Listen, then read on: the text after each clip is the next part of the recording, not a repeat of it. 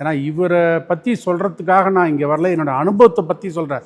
ஏன்னா இவரை பற்றி சொல்கிறதா இருந்தால் இந்த உலகமே அவருக்கு பரிசாக கொடுத்தா கூட பத்தாது. ஆனால் இவர் எனக்கு காட்டி கொடுத்த என் குருநாதர் தன் வாழ்க்கையை அர்ப்பணிச்சுட்டு இந்த கோயிலை கட்டி கொடுத்து நம்மெல்லாம் நமக்கு பலனடைகிறதுக்கு நம்மளாம் ஒரு பிரார்த்தனை செஞ்சுருக்கோம்.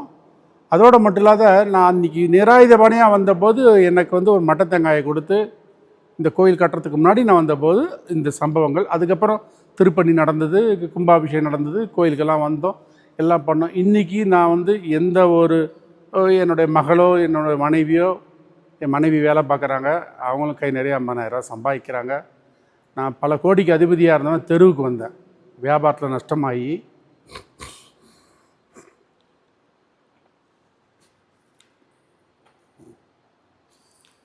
ஒருவேளை சாப்பாட்டு கஷ்டம்,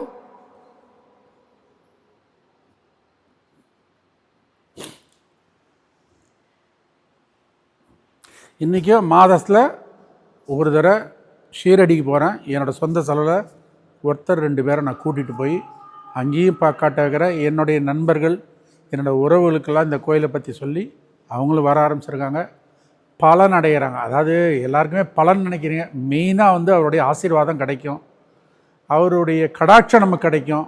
இன்னொரு சின்ன சம்பவத்தை மட்டும் சொல்கிறேன். பாபாவோட 20 நிமிஷம் நான் வாழ்ந்தேன்.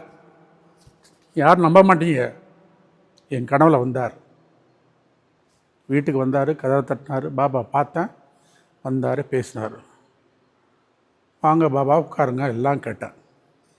எல்லாம் நீ ஒன்றும் தேவையில்லை, எனக்கு போய் தயிர் வாங்கிட்டு வாங்கினார். இவர் பாபா தயிர் கேட்குறாருன்னு, இதெல்லாம் நான் கட்டுக்கதை இல்லை, உண்மை. தயிர் வாங்கிட்டு வந்தார். என்ன கேட்குறாரு சொல்லிட்டு நான் போய் என்னோடய வீடு குரம்பேட்டில் தயிர் வாங்க போய் தயிர் வாங்கிட்டு பாபாட்ட கொடுக்குறேன். அப்புறம் அவர் சொல்கிறார், நீ எந்நேரமும் என்னையே கூப்பிட்டுட்டு இருந்தா, நான் மற்றவங்களெல்லாம் எப்போ போய் பார்க்குற, உன்னுடைய நான் இருக்கேன் சரியா அப்படின்னு சொல்லிட்டு பார்த்துக்கோ அப்படின்னு சொல்லி அவர் வீட்டை விட்டு கிளம்பி போயிடுறாரு. தூக்கத்தில் எழுந்து நின்று என் மனைவி கிட்ட நான் சொல்கிறேன், இது மாதிரி பாபா வந்தாருமா தயிர் கேட்டார்னு. என் மனைவி சொல்கிறா, போன வாரம் நான் தயிர் சாதம் நைவேத்தியம் பண்ணுறேன்னு வேண்டிக்கிட்டேன், நான் பண்ணலை, அதனால தான் பாபா கேட்டிருக்காரு அப்படின்னு பிரத்யட்சமாக அவர் சொன்னார். இது சத்தியமான உண்மை, சரிங்களா? இது நான் புகழ்ச்சிக்காகவோ எல்லாரும் இந்த கோயிலை பற்றி பிரகடனப்படுத்துங்க புகழப்பட அதுக்காகலாம் இது அனுபவம், டோட்டல் அனுபவம். பிச்சைக்காரனாக வந்தால் இன்றைக்கி கோடீஸ்வரனாக வாழறேன். இது ஒரு எடுத்துக்காட்டு.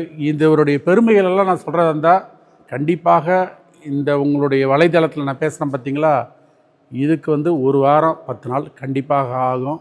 அதனால் எல்லோரும் இந்த பூன் தண்டெல்லாம் வாங்க.